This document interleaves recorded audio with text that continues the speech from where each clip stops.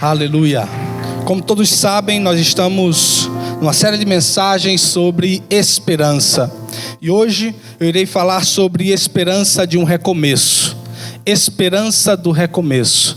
E para isso eu gostaria de ler um texto da palavra do Senhor que se encontra no livro de Jó, capítulo de número 14 e versículo de número 7. Se você tem a sua Bíblia, abra ela no livro de Jó, capítulo de número 14, versículo de número 7.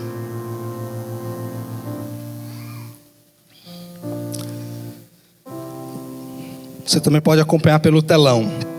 Diz assim, portanto, a palavra do Senhor: para a árvore, pelo menos a esperança, se é cortada, torna a brotar, e os seus renovos vingam. Mais uma vez eu irei ler: para a árvore, pelo menos a esperança, se é cortada, torna a brotar, e os seus renovos vingam. Palavra do Senhor. Em outras palavras, o que Jó está dizendo é que, ainda que uma árvore seja cortada, ainda há esperança, ela pode tornar a viver, ela pode tornar a brotar. Se você continua lendo o versículo de número 8, ele diz o seguinte: olha, suas raízes poderão envelhecer no solo e seu tronco morrer no chão. Ainda assim, com o cheiro de água, ela brotará e dará ramos como se fosse muda plantada. Ainda que uma árvore seja cortada, há esperança de um renovo, há esperança de um recomeço, há esperança de um novo início para a árvore que ainda foi cortada, que seja cortada. E esta é a palavra do Senhor para mim e para você hoje.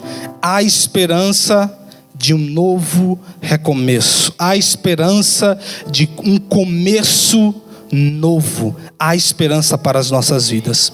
Acredito eu que não existe melhor exemplo para recomeço do que o exemplo do próprio Jó.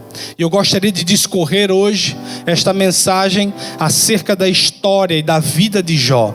Tirar algumas lições da vida de Jó, tudo aquilo que ele passou, tudo aquilo que ele enfrentou. Quem era Jó? O que aconteceu com Jó? Por que Jó teve que sofrer, padecer? E o que aconteceu quando Jó estava no fundo do poço? O que Deus fez para que ele pudesse recomeçar e alcançar a vitória na sua vida? Eu gostaria de ler em Jó, capítulo de número 1. Se você tem a sua Bíblia, abra aí juntamente comigo. Jó, capítulo de número 1. Iremos ler o versículo 6 ao versículo de número 12. Diz assim a palavra do Senhor: certo dia os anjos vieram apresentar-se ao Senhor, e Satanás também veio com eles. O Senhor disse a Satanás: de onde você veio? Satanás respondeu ao Senhor: de perambular pela terra e andar por ela. Disse então o Senhor a Satanás: reparou em meu servo Jó? Não há ninguém na terra como ele, irrepreensível, íntegro, homem que teme a Deus e evita o mal. Será que Jó não tem razões para temer a Deus? Respondeu Satanás. Acaso não pusestes uma cerca em volta dele, da família dele, de tudo que ele possui? Tu mesmo tens abençoado tudo o que ele faz, de modo que os seus rebanhos estão espalhados por toda a terra. Mas estende a tua mão e fere tudo o que ele tem, e com certeza ele te amaldiçoará na tua face. O Senhor disse a Satanás: pois bem, tudo o que ele possui está nas suas mãos, apenas não toque nele. Nós vemos nesse texto que a palavra do Senhor vai nos contar que um certo dia, os filhos de Deus, ou seja, os anjos, eles se apresentaram a Deus. E no meio daqueles anjos, Satanás também veio se apresentar a Deus. E a palavra do Senhor nos diz que Deus, ele começa um argumento, ele começa uma conversação com Satanás. E Deus pergunta para ele: Satanás, de onde tu veio? Ele vai responder ao Senhor: venho de perambular pela face da terra. Eu venho de andar, de rodear pela face da terra. Ele estava rodeando, andando. E é interessante porque Satanás, o inimigo das nossas almas, a palavra do Senhor vai nos dizer que ele está ao nosso derredor, como um leão rugindo, esperando uma brecha para que ele possa tragar as nossas vidas.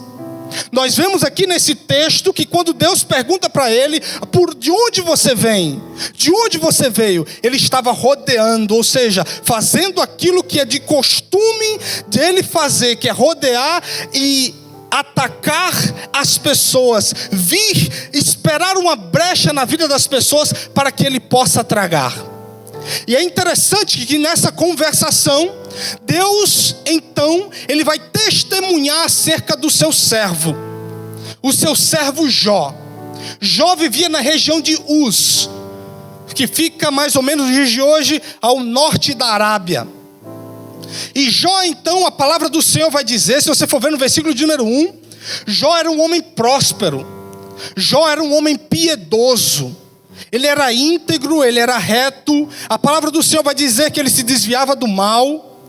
E esse é o próprio testemunho de Deus ante Satanás a respeito do seu servo Jó. A palavra do Senhor vai dizer que ele tinha rebanhos espalhados por toda a face da terra. Ou seja, Jó era o homem mais rico daquela região, se não dizer o homem mais rico que existia na face da terra. É o que a palavra do Senhor diz. E Deus então vai testemunhar acerca deste homem. Deus vai dizer para Satanás: olha, Satanás, você reparou em meu servo Jó? Não há ninguém na face da terra como ele. Ele é irrepreensível, ele é íntegro, homem que teme a Deus e evita o mal. Em primeiro lugar, eu aprendo que é possível sim você ter dinheiro e ser piedoso. O problema não é você ter dinheiro, o problema é o dinheiro ter você. O problema não é você ter dinheiro no bolso, o problema é você ter dinheiro no teu coração. O problema não é você ter dinheiro, o problema é você amar ao dinheiro. Aí está o grande problema. Nós vemos aqui que Jó, ele era o homem mais rico, e não era só o homem mais rico, mas ele era também o mais piedoso na face da terra. Não há ninguém, diz Deus. Quando nós olhamos nas Escrituras, se você tiver a oportunidade, abra na tua casa e leia em Ezequiel, capítulo de número 14, versículo de número 14 ao versículo de número 20, a palavra do Senhor vai nos contar que se Deus tivesse que destruir uma cidade, se Deus tivesse que destruir um povo, uma nação, a palavra do Senhor nos conta que apenas 3 homens se salvariam. Nem as suas famílias se salvariam. Apenas 3 homens se salvariam por causa da sua justiça. Ele vai falar a respeito de Noé, Daniel e Jó.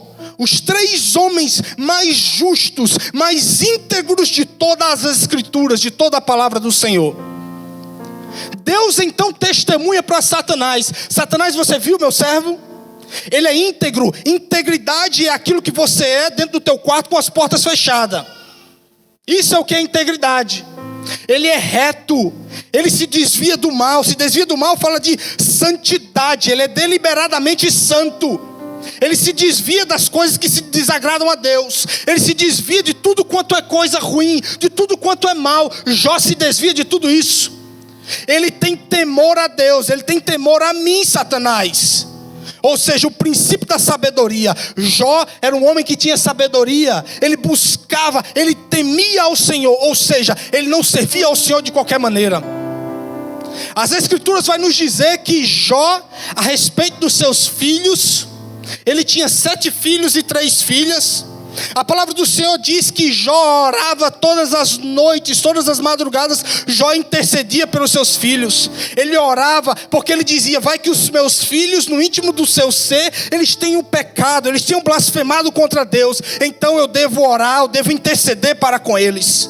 Jó fazia isso. Pai, será que você tem orado pela vida do teu filho? Será que você tem intercedido pela vida do teu filho?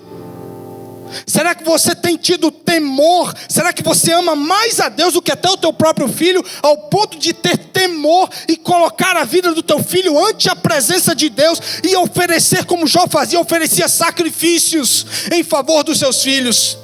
Porque ele se importava, ele tinha temor dos filhos estarem desonrando o nome de Deus. Jó, portanto, era um homem piedoso, e Deus dá testemunho a respeito da vida de Jó. Aí Satanás vai levantar aqui então um argumento. Ele vai dizer: Jó só te serve, Jó ele é piedoso apenas porque você tem rodeado ele de bens. Olha o que Satanás vai dizer para Deus. Olha o que ele vai dizer o seguinte: acaso não puseste uma cerca em volta dele, da família dele, de tudo que ele possui? Tu mesmo tens abençoado tudo o que ele faz, de modo que os seus rebanhos estão espalhados por toda a terra. E ele vai dizer, ele pergunta a Deus no versículo 9: será que Jó não tem razões para temer a Deus? Ou seja, será que tu tens abençoado ele, e é por causa das tuas bênçãos que ele tem te servido tão fielmente? Olha o que Satanás está dizendo: o homem, ele vai ser íntegro, ele vai te buscar, ele vai te servir, porque o Senhor tem dado bênçãos para ele. É só por causa disso, Deus. Toca na vida dele, toca nos bens dele, toca em tudo que ele tem, para tu ver se ele não vai te amaldiçoar. Essa é a tese de Satanás contra o argumento, aquilo que Deus está dizendo a respeito de Jó. Então Deus aqui permite que Satanás venha e toque em tudo que Jó possui. As Escrituras vai nos dizer que num dia Jó recebe a notícia de que ele perde todas as coisas que ele possui. Olha o que a palavra do Senhor vai dizer no versículo número 13. Vamos ler a partir do versículo número 14 do capítulo número 1. O mensageiro veio dizer a Jó: os bois estavam arando e os jumentos estavam pastando por perto, quando os sabeus os atacaram e os levaram embora. Mataram a espada os empregados, e eu fui o único que escapou para lhes contar.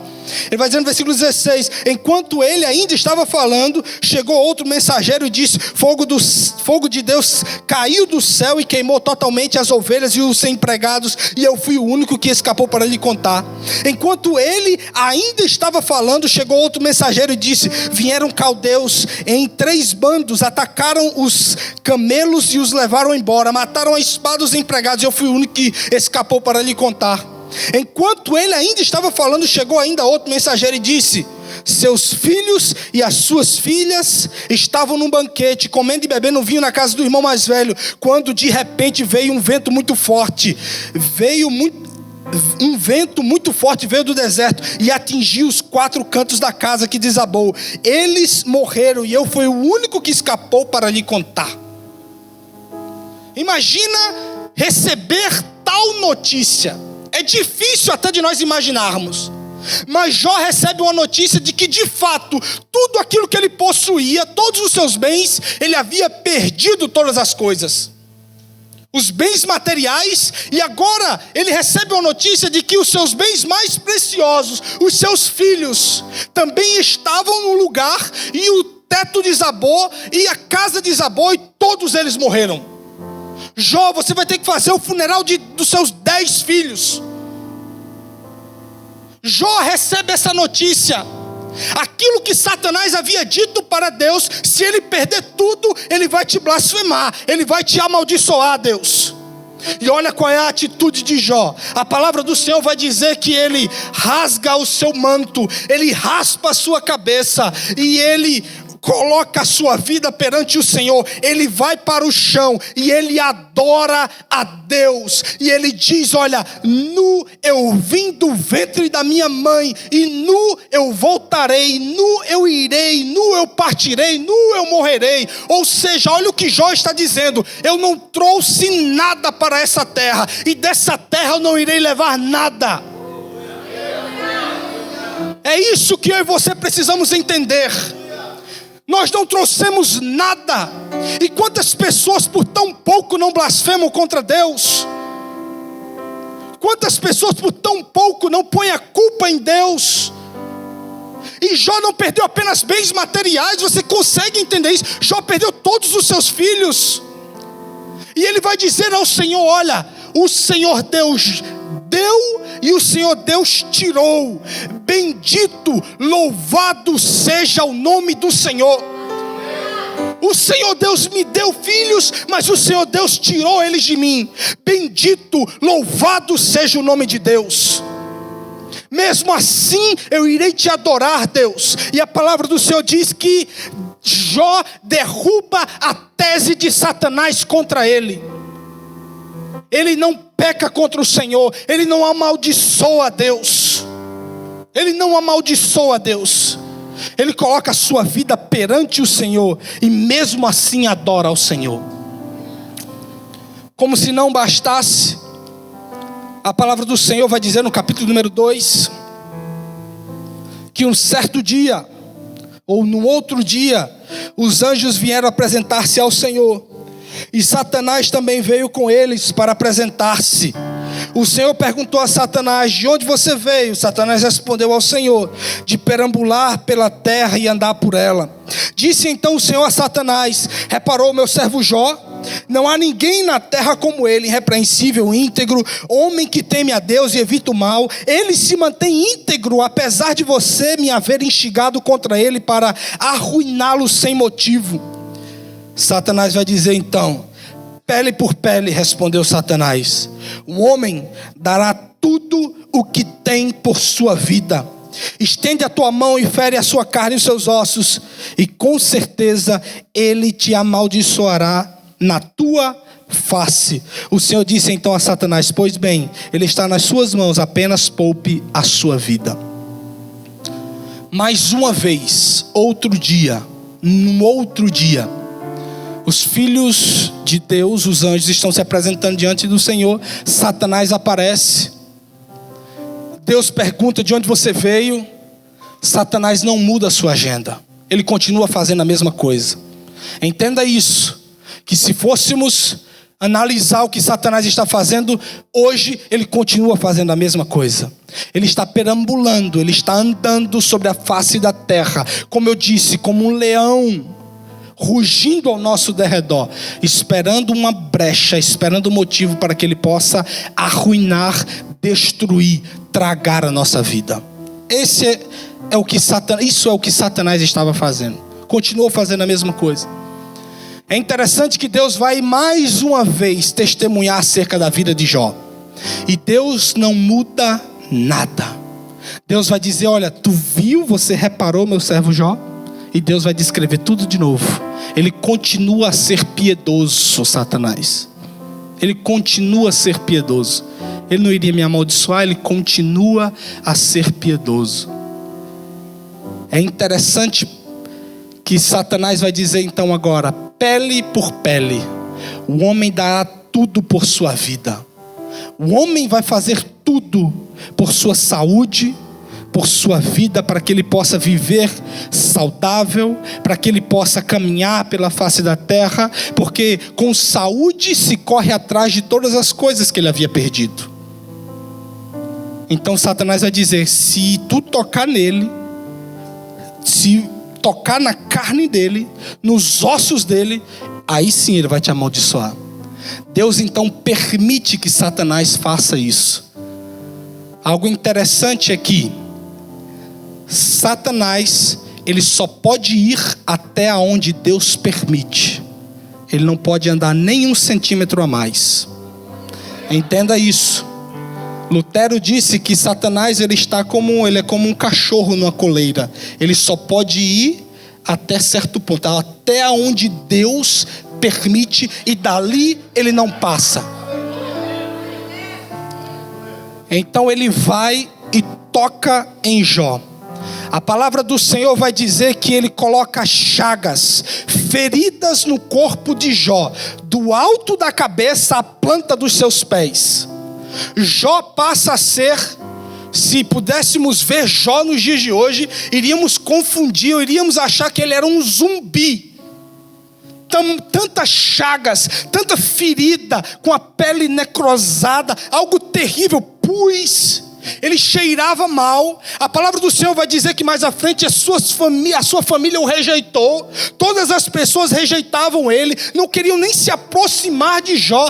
Tamanho era o sofrimento, tamanho era aquele homem que estava apodrecendo, a sua carne estava apodrecendo. Ele era um morto literalmente vivo. Essa era a situação de Jó. E Satanás, a tese de Satanás agora é o seguinte: o homem vai dar tudo por sua vida. O que ele puder fazer para alcançar a saúde, ele vai fazer. Então ele vai te amaldiçoar, porque ele não vai aguentar as dores, ele não vai aguentar a dificuldade, ele não vai aguentar tudo aquilo que ele está passando, ele não vai aguentar ser rejeitado. Ele sentia dores, ele não conseguia dormir, a vida dele era um pesadelo. Essa era a situação de Jó. Essa era a situação de Jó.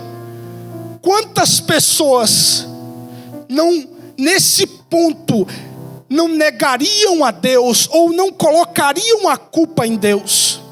Eu gosto muito de ouvir debates.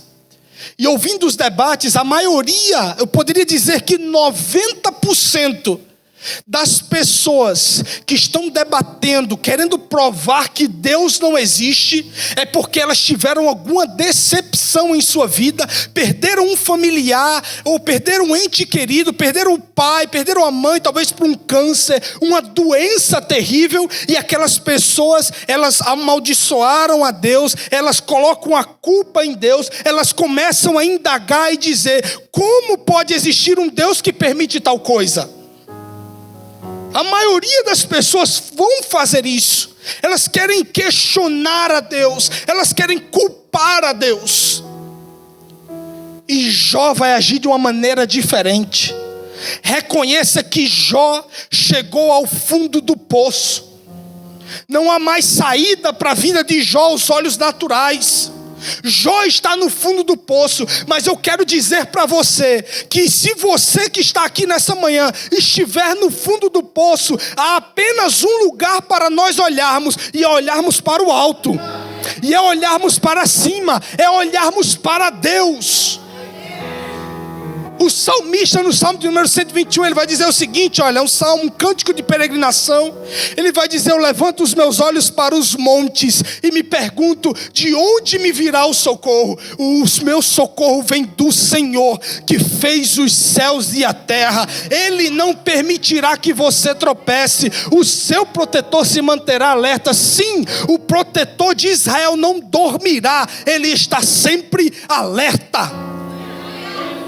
Ele dizia isso porque quando ele olhava nos montes, nos montes era onde se adoravam aos deuses dos cananeus, dos jebuseus, dos amorreus. Então ele olhava e falava: o meu socorro não pode vir desse mundo, meu socorro não pode vir desses falsos deuses, o meu socorro vem do Senhor, que fez os céus e a terra. É dele que vem o nosso socorro. Ainda que a árvore seja cortada no seu tronco, junto das raízes, ainda assim há esperança. Eu não sei a situação em que você está vivendo, o que você está passando, mas ainda assim há esperança de um recomeço. Há esperança para a sua vida. Há esperança. E a palavra do Senhor diz que a mulher de Jó, a pessoa mais próxima dele, olha para ele naquela situação e vai dizer o seguinte para Jó: Jó, como que você ainda mantém a sua integridade? Amaldiçoa o teu Deus e morre. Como que você vai continuar a viver dessa maneira, Jó? Amaldiçoa o teu Deus e morre. Jó vai responder para ela: tu falas como uma louca, tu falas como uma insensata. Receberia eu o bem de Deus e não o mal? E Jó não peca contra o Senhor. O segredo para um recomeço é colocar a nossa confiança em Deus, é colocar a nossa esperança em Deus. Coloque o teu olhar em Deus. Não coloque nas circunstâncias, naquilo que você está vivendo. Coloque os teus olhos no Senhor. Põe o teu olhar fito no autor e consumador da nossa fé, que é o Senhor Jesus Cristo. Portanto, Jó não peca contra o Senhor. Jó se mantém firme. Mas a situação de Jó é terrível. A situação de Jó é terrível. A palavra do Senhor diz que os seus amigos escutam, ouvem dizer a respeito da vida de Jó, tudo aquilo que havia acontecido. Eles saem das suas cidades, eles se reúnem e vão ver Jó, vão visitar Jó. Eles quase não conseguem reconhecer Jó à distância. E a palavra do Senhor vai dizer que quando eles o reconhecem, eles rasgam o seu manto, colocam a terra sobre a sua cabeça, e eles começam a olhar Jó, se assentam ao lado de Jó, e eles ficam 7 dias e 7 noites, e eles não têm o que falar para Jó, eles não têm palavras para consolar Jó. Tamanho era o sofrimento de Jó. Jó sofria tanto que ele usava um pedaço de louça, algumas versões um pedaço de telha, para explodir as suas bolhas, as suas feridas em seu corpo. Tamanho era o sofrimento. Os seus amigos chegam diante daquilo ali e eles dizem, eles não têm o que falar. Jó então ele quebra o silêncio e ele começa então a questionar a Deus. Talvez é isso que eu e você faríamos em primeiro lugar. Nós iríamos questionar a Deus. Deus, por quê? Por que, Deus, o Senhor permitiu que eu nascesse? Por que a minha mãe não me abortou? Por que, Senhor, o Senhor permitiu que esse dia existisse, o dia do meu nascimento? Por que não foi deletado daquele mês o dia do meu nascimento? Daquele ano não foi excluído o meu dia? Aqueles que amaldiçoam o dia, que amaldiçoem o dia em que eu nasci? E Jó começa a perguntar a Deus, por quê? Por que os seios da minha mãe não se secaram e eu morri de fome, Deus? Esses são os questionamentos de Jó. Jó levanta 16 porquês para Deus. Por que eu tive que nascer? Por que eu tenho que enfrentar todas essas tribulações? Jó começa a querer se justificar. Eu não pequei contra o Senhor, eu não fiz nada contra o Senhor. Por que eu estou passando tanta aflição? Jó levanta 34 queixas contra Deus. 34 queixas contra Deus. Os seus amigos, ao ouvirem aquilo, eles vão começar a dizer, Jó, você está enganado. Eles começam a fazer teologia. Eles vão querer começar a corrigir Jó. Jó, olha, na nossa caminhada, na nossa experiência, nós nunca vimos um justo sofrer assim. Você, Jó, você tem que ter cometido algum erro para você estar sofrendo. Jó, você tem que ter pecado, e você não pecou apenas de uma maneira normal, vamos dizer assim, ao ver a visão dos seus amigos. Eles estão dizendo, você pecou muito contra Deus, é por isso que você está assim. Eles começam então a acusar Jó. Eles chegam a acusar Jó de adultério. Eles acusam Jó de ser ladrão, de ter roubado do órfão, da viúva. Eles fazem todo tipo de acusação contra Jó, tentando compreender o motivo pelo qual Jó passava tanta aflição.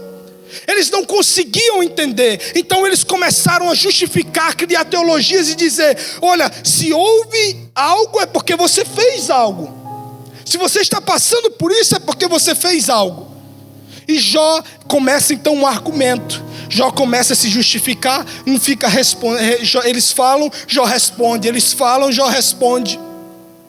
No meio de tudo isso, lá no capítulo de número 19, versículo de número 25, Jó então dá um brado de esperança. Ele diz o seguinte, Jó capítulo 19, versículo 25: eu sei que o meu Redentor vive, e que no fim se levantará sobre a terra, e depois que o meu corpo estiver destruído e sem carne, verei a Deus.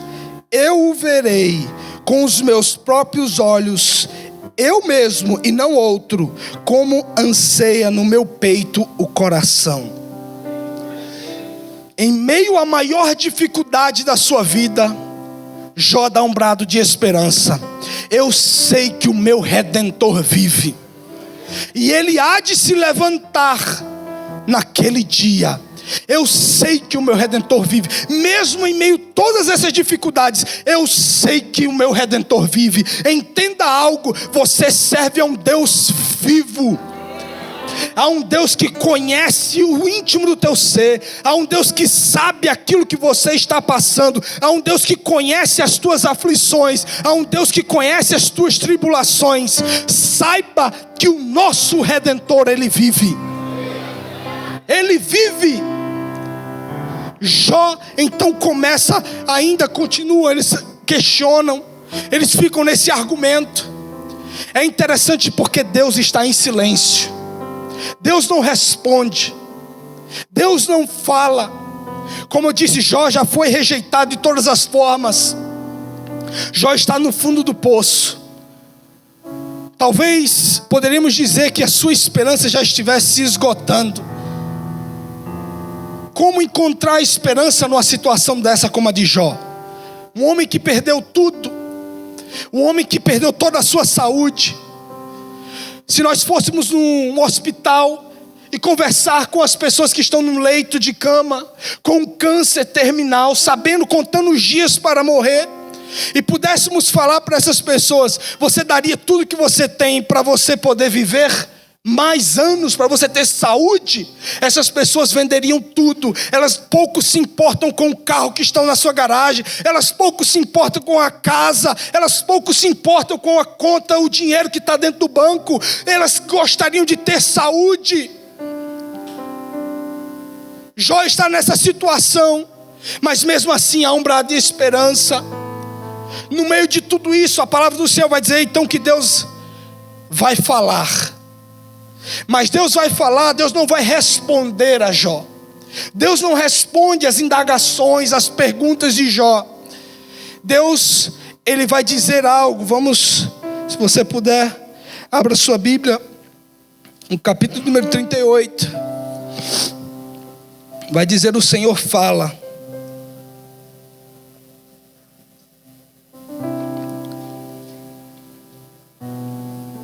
Primeira pergunta do Senhor: quem é esse que obscurece o meu conselho com palavras sem conhecimento? Versículo de número 3: prepare-se como simples homem, vou fazer-lhes perguntas e você me responderá. Olha que interessante. Deus vai fazer cerca de 70 perguntas para Jó. 70 perguntas, só que são perguntas retóricas, perguntas que não têm resposta. Olha as perguntas de Deus para Jó. Vamos ler algumas aqui. Versículo 4: onde você estava quando lancei os alicerces da terra? Responda-me, se é que você sabe tanto. Quem marcou os limites das suas dimensões? Talvez você saiba. E quem estendeu sobre ela a linha de medir? A palavra do Senhor diz que Deus, Ele mede o universo com a palma das suas mãos. Olha o que Ele vai dizer: e os seus fundamentos sobre o que foram postos? E quem colocou sua pedra de esquina? Enquanto as estrelas matutinas juntas cantavam e todos os anjos se regozijavam.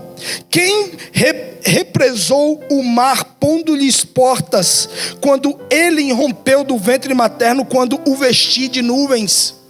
Deus vai fazer perguntas. Isaías vai dizer que as estrelas, elas aparecem ante a presença do Senhor. Se você for perguntar a um astrônomo quantas estrelas existem no universo, ele vai dizer o seguinte: olha, sabe, se você juntar todas a areia de todas as praias que existem na terra, se você contar todos os grãos, ainda há mais estrelas no universo do que todos os grãos de areia que estão em todas as praias de toda a terra. Pega na tua mão, quando você for para a praia, pega lá na tua mão uma concha assim de areia, coloca numa mesa de vidro e começa a contar cada grãozinho de areia para você ver. Você vai passar a tarde contando cada grãozinho de areia.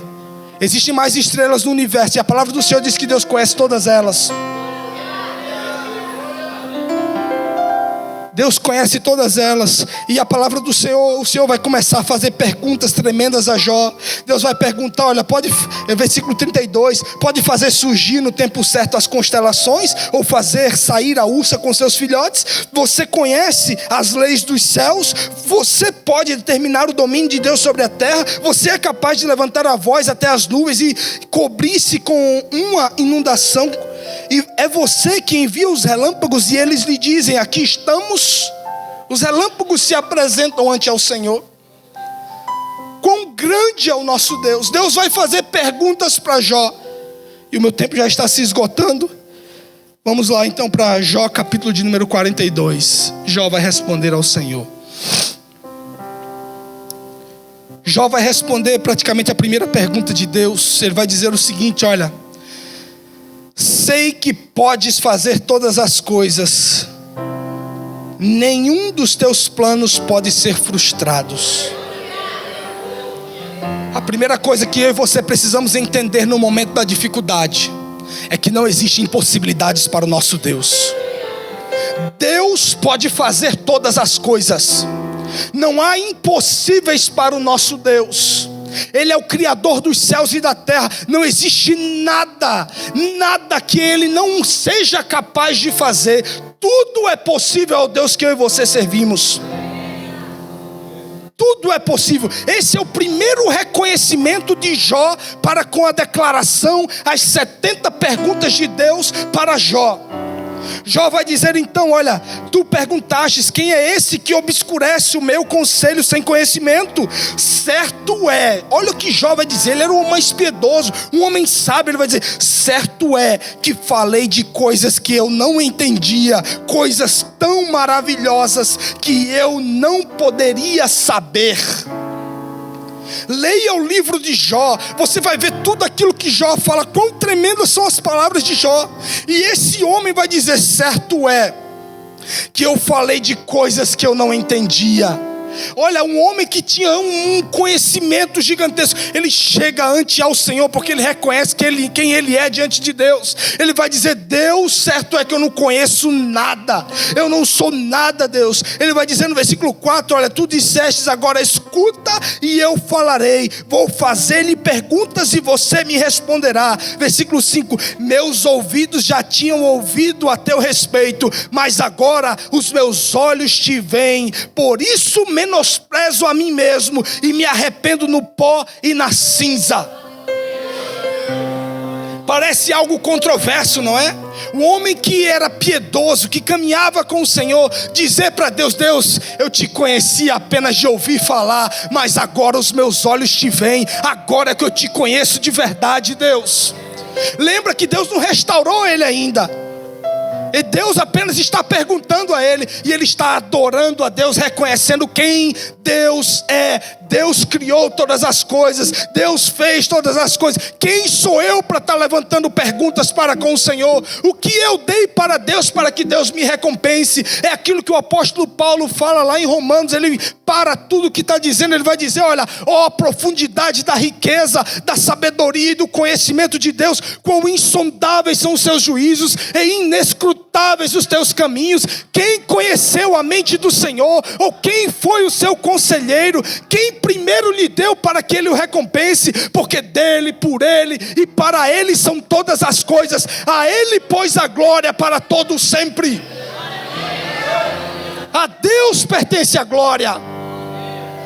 Quando olhamos os livros que são mais publicados na terra, em todos os países, são livros de autoajuda, são livros de como ganhar dinheiro fácil, como ganhar dinheiro rápido. Por que esses livros são os mais vendidos? E o que esses livros dizem? Esses livros vão dizer para você: você é grande, você pode tudo, você é forte, basta você se levantar. Olha, tira esse leão que há dentro de você, deixa que esse leão desaflore. A palavra do Senhor vai dizer ao contrário. Nós não somos nada, nós somos como palha que o vento leva. Estamos aqui como um tempo passageiro, somos peregrinos nessa terra. Mas se nós confiarmos em Deus, nós iremos alcançar coisas inimagináveis.